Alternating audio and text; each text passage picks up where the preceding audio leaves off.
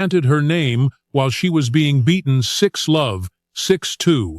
It happened in London in July, at Wimbledon, the most reserved crowd in the sport. It happened in Washington last week, where rain pushed a final to a Monday, and the tournament chairman looked out at what came back and said it might be the greatest Monday crowd anyone has ever seen. 5 countries, 4 continents, same phenomenon. So let me ask you the actual question, because it is not the one people keep answering. How does a 21-year-old from a country with no tennis history, no tennis tradition, and no tennis star before her walk into 5 different nations and find a home crowd already sitting there waiting for her? And before you answer, let me take away the easy options. It is not because she is a top 5 player. She is not.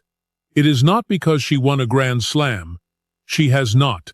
It is not tour marketing, because the WTA did not build this and openly admits it did not see it coming. It is not even because she started winning, and I am going to prove that to you in about 90 seconds with a date that breaks the whole theory. Every obvious explanation for this is wrong. So the question is not whether Alex Eala is popular. Popular is easy. The question is how the crowd got there first. And the answer is not a tennis answer. You will not find it in a ranking, a draw sheet, or a highlight reel. It is a number. One number, and it is roughly 10 million. But before I tell you what 10 million refers to, I need to show you the date that kills every other explanation. Before we get to the number, you need one fact that breaks the obvious explanation. Because the obvious explanation is that she got good, and then the crowds came. That is how it works for everybody. You win, you get famous, people buy tickets. Simple. That is not what happened here. And I can show you exactly where the timeline falls apart. But first, who she actually is. Because a lot of you are meeting her for the first time. Alexandra Maniego Eala was born May 23, 2005, in Quezon City, in Metro Manila. She picked up a racket at 4. At 12, she left home for the Rafa Nadal Academy in Manacor, Spain, 5,000 miles from her family, and she stayed. She graduated from that academy in 2023. Her list of firsts is almost absurd when you read it in one go. First Filipino to win a junior Grand Slam singles title, the U.S. Open Girls, in 2022. First Filipino to crack the top 30. First Filipino to beat a top 10 player.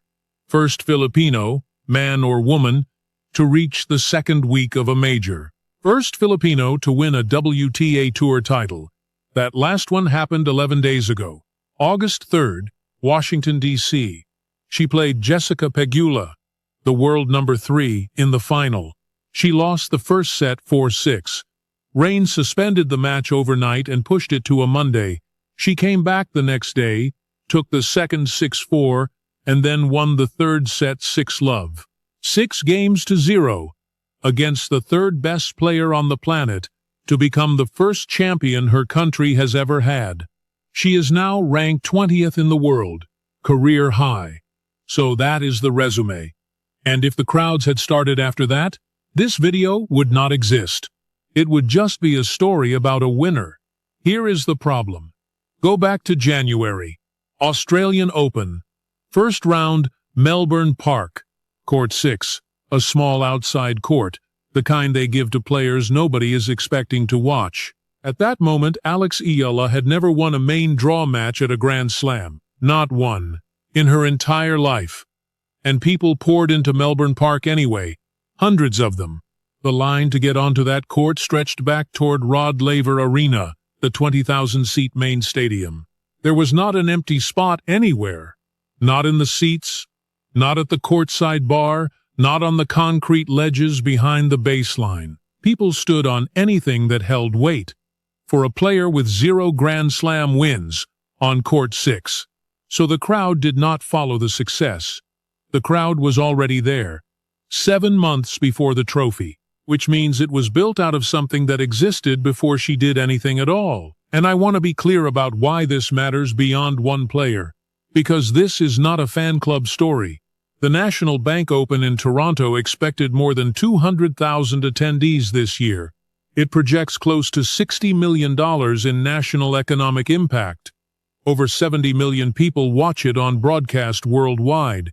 These are not small numbers, and they do not move because one athlete is likable. When a 25th seed forces an event that size to change its scheduling, something structural is happening underneath. And nobody else on tour has this. Not the world number one. Not the reigning Wimbledon champion. Nobody in the top 30 travels with a crowd that assembles before she arrives. If you have ever watched one of her matches and thought the atmosphere sounded wrong for the ranking, you were not imagining it, and you are about 4 minutes away from knowing exactly why. Stick with me, because the answer reorganizes how you read the entire WTA calendar. And I want to hear whether you saw it coming, because in January, in Melbourne, she had never won a main draw match at a major in her life. Not one. And the lines still stretched back toward Rod Laver Arena. They were not there for her ranking, which means they were there for something that was already waiting. I want to walk you through 4 facts. Try to solve this before I do, because every single one of them makes this harder to explain, not easier. Start with Toronto. When the tournament scheduled her second round match, they put her on the grandstand court. That is a reasonable decision. The grandstand holds 2,800 people. She was the 25th seed. 2,800 seats for a 25th seed is generous. Then the tickets went on sale. By the time anyone at that tournament understood what was happening, roughly 5,000 tickets had moved for that session. 5,000 people for a court that holds 2,800.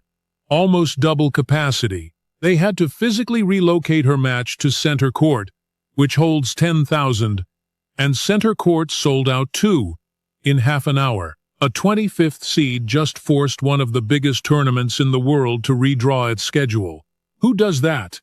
Name another player outside the top 10 who has ever done that. I have looked. I cannot find one. Now, fact 2, and this is the one that stopped me cold for weeks. Dubai. February. The Dubai Duty-Free Championships, a WTA 1000 event in the United Arab Emirates. Eala was ranked around 40th in the world. She drew Coco Gauff in the quarterfinals. An American, a multiple Grand Slam champion, the number 4 player alive. Gauff won 6-love, 6-2, 12 games to 2. It was not competitive. It was over in about an hour, and the entire stadium was chanting for Eala. Not politely supporting the underdog, chanting. Gauff described it later as the crowd being overwhelmingly for her opponent, turning a neutral quarterfinal into something that felt like a road game in Dubai. Now think about that for 1 second. Not Manila, not Miami, not anywhere in Southeast Asia. A city in the Persian Gulf, roughly 4,000 miles from the Philippines, hosting a tournament that has nothing to do with either country. Why Dubai? That is the question I could not answer, and every explanation I tried collapsed within about 30 seconds. Fact 3. And this one is genuinely strange behavior. July 6th, Wimbledon, 4th round. Eala versus Jasmine Paolini. The match is being played in London, roughly 6,000 miles from Manila, which in Philippine time means it is happening late at night. Back in Pasig, in Metro Manila, they opened the Phil Sports Arena. Not for a match, for a watch party. To show the broadcast on a screen, fans filled an entire side of the arena. Hundreds more sat in folding chairs arranged on the playing floor, the actual floor, facing a screen. Organizers handed out small Philippine flags. The crowd erupted after every point she won and applauded rallies. The tennis broadcast was scheduled immediately after the national basketball team played Australia in a World Cup qualifier, and people stayed. So they bought their way into an arena to watch television. Late at night. For a sport their country does not play. What produces that behavior? Because I promise you it is not a tennis broadcast. And now fact 4, which is the one that breaks the entire thing open, or rather breaks it further. Let us talk about the country itself. The Philippines is a basketball nation. Not casually, obsessively. For decades, the entire national sporting attention has funneled into basketball, and after that, boxing. There is no tennis tradition there, no club system feeding the pro tour, no clay courts, no Grand Slam history. Before Eala, there was no Filipino tennis star of any kind, at any level, ever. And it gets worse. Most of her matches are not even available on free television in the Philippines. The broadcast rights are too expensive. To watch her live, Filipinos have largely had to pay for cable or an online subscription. A media analyst put it directly when comparing her to Manny Pacquiao. Pacquiao had theater showings. Pacquiao had free TV. Pacquiao could rearrange the Sunday schedule of an entire country. Eala is behind a paywall. So add it all up. A country with no tennis history, no tennis stars, no tennis infrastructure. A population that mostly cannot watch her live without paying for it. In a sport that ranks somewhere below basketball, boxing, volleyball, and billiards in the national consciousness. And that country is currently generating the loudest, largest, most disruptive crowds in professional tennis, in cities 10,000 miles from Manila, in countries that have nothing to do with the Philippines, for a player who had not won a single major match when it started. Nothing about the tennis explains this. Nothing about her ranking explains it. Nothing about the sport's popularity at home explains it, because the sport is not popular at home, which means the answer was never in the tennis at all. Close the rankings. You are looking at the wrong document. Open a migration map. There are more than 10.5 million Filipinos living and working outside the Philippines. It is one of the largest diasporas on Earth, spread across more than 100 countries. Not immigrants who arrived last year. Communities, decades old, generations deep, with their own neighborhoods, their own churches, their own grocery stores, their own newspapers. Now watch what happens when you lay that map over the WTA calendar. The United States. Roughly 2.9 million Filipinos. That is the largest concentration anywhere outside the Philippines itself. The WTA plays Miami, Washington, Cincinnati, the U.S. Open in New York, Canada, 957,000. The WTA plays the Canadian Open in Toronto, the United Arab Emirates, 680,000. The WTA plays Dubai, Australia, 410,000. The WTA plays the Australian Open in Melbourne, the United Kingdom, 164,000. The WTA plays Wimbledon. Read those two lists again side by side. It is the same list, in roughly the same order of size. Nobody planned that. There is no conspiracy and no strategy. It is a coincidence of history. And it is the single most valuable coincidence in this sport right now. Because here is what it means, and this is the part that reorganized how I watch her. Alex Eala is not touring. Every other player on that tour is playing away matches, 40 weeks a year, occasionally going home. Eala is doing the exact opposite. She is making a lap around her own community. She has 40 home venues and almost no away ones. Think about how insane that advantage is if you put it in American terms. Imagine the NBA had, 50 years before Kevin Durant was born, quietly installed a Durant section in every single arena in the league. Sold out. Waiting. All he has to do is show up wearing the right jersey. That is what 100 years of Filipino migration built, and then a 21-year-old walked into the middle of it with a racket.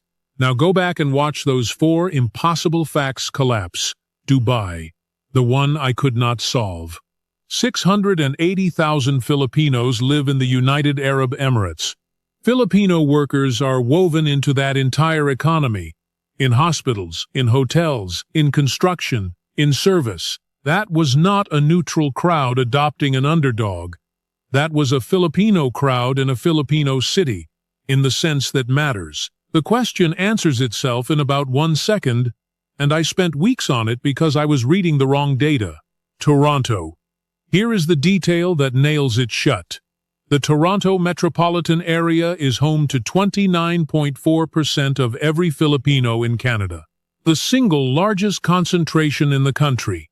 They make up roughly 4.6% of the city's population. When Eala walked onto center court at WTA Stadium, she was not being adopted by a Canadian crowd. She was being received by a Filipino one that had been in that city since the 1960s. Some of those families have been in Toronto for 60 years. They were there before she was born. They were there before her parents were born. Melbourne, January, Court 6. 410,000 Filipinos in Australia, a huge share of them in Melbourne. Of course, the line stretched back to Rod Laver Arena. She did not need a ranking. She needed a postcode. And that also explains the thing that made no sense at all. The crowd arrived before the success, because the crowd was never assembled by the success. It was already standing there. It had been standing there for decades, waiting for literally anyone from that country to walk onto a court worth showing up for. She is not building a fan base. She inherited one. If that reframed anything for you, I would actually like to know. Drop the city you are watching from in the comments, because I have a suspicion the map in that comment section is going to look exactly like the one I just read out, and I want to see if I am right. So that is the geography, and the geography is airtight. It explains Toronto. It explains Dubai. It explains Melbourne. It explains why the lines formed before the winds did. But a map only tells you where 10 million people are standing. It does not tell you why any of them reach into their pocket. And that question has a much harder answer. A map tells you where 10 million people are.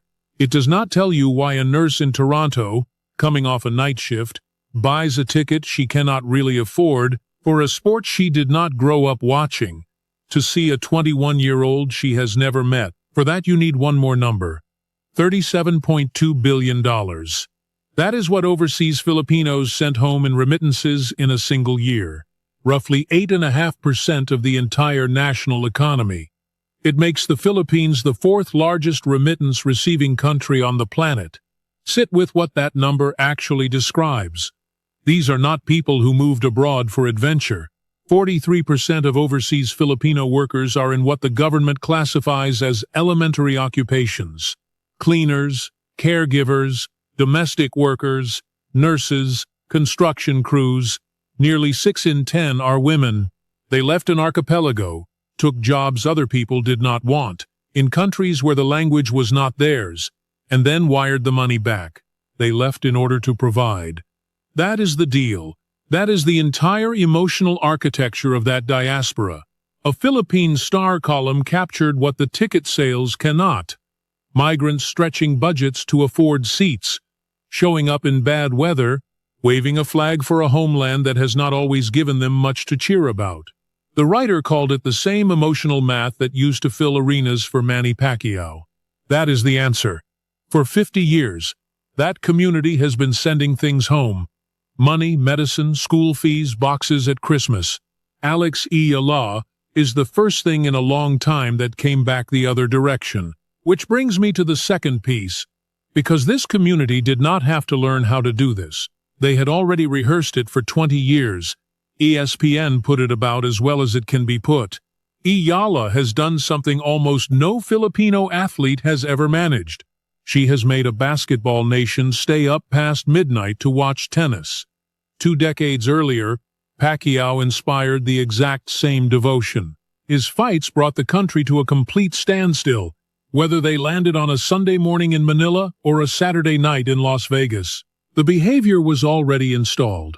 The arena watch parties, the flags, the staying up until 3 in the morning, the treating one person's result as a national event. None of that was invented for her. It was waiting for someone to point it at, and Pacquiao himself handed it over. Within hours of her winning Washington, he posted this. Down in the first round pero bumangon. Yan ang puso ang Pilipino. Congrats, Alex Eala, our new champion. Down in the first set, but she got back up. That is the heart of the Filipino. The most famous athlete in that country's history publicly calling a tennis player our new champion. That is not a congratulations. That is a transfer of custody. Now the third piece. And this is the one that turns a demographic advantage into loyalty, because 10 million people can be near you and still not care about you. Watch what she does the moment a match ends. In Toronto, after beating Alicia Parks, the first thing she did before anything else was turn to the crowd and speak to them in Filipino. Kamusta tayo ngayon, Toronto? Ay wagawe niyo nga yung mga bandila niyo at patingin. How are we tonight, Toronto? Wave your flag so I can see them. She speaks English. She speaks Spanish fluently. After a decade in Spain, she could have said anything to the cameras. She chose the language only the stands understood. And now go back to where we started. 10,000 seats, 30 minutes, a second-round match. That number is not a marketing statistic. It is 10 million people scattered across 100 countries discovering that for the first time in their lives, somebody is carrying that flag into the cities they already live in. There is one more line, and honestly, it is the reason I wanted to make this video at all. Back in January, in Auckland, after a 3-hour comeback win, she was asked about the Filipino fans who had carried her through it. She said this: "If there is one thing I learned in 2025, it is that home is the people and not the place." For almost any other athlete, that is a nice quote. Something you put on a graphic. For 10 million people who left an archipelago to feed their families, that is not a quote. That is a description of their life. That is the sentence they have been trying to explain to their children for 40 years. She was not talking about tennis. She was talking about them. So the crowd was never really about tennis at all, which leaves one question standing, and it is the one this sport has not thought about yet. What happens when it arrives somewhere bigger? So here is the answer. Alex Eala has a home crowd in every city because 10 million people got there first. The map was finished decades before she was born, drawn by nurses and caregivers and construction workers and domestic helpers who left an archipelago to feed people back home. She is not building that crowd.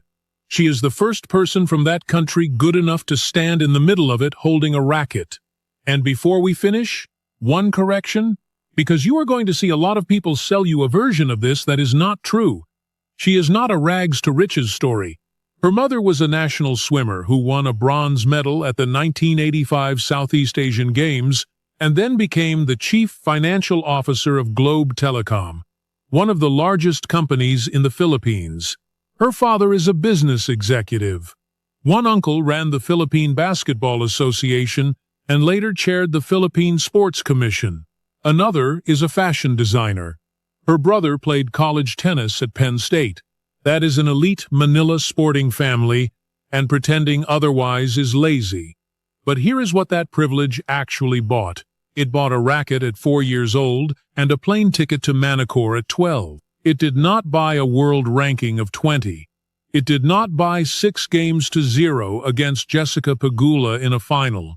And it absolutely did not buy 10 million people, because if money could buy that, somebody would have done it 100 years ago. Now look at what is coming. In 3 weeks, she plays the U.S. Open in New York, and the United States is the single largest entry on that entire migration map. Roughly 2.9 million Filipinos. More than Canada, the UAE, Australia, and the United Kingdom combined.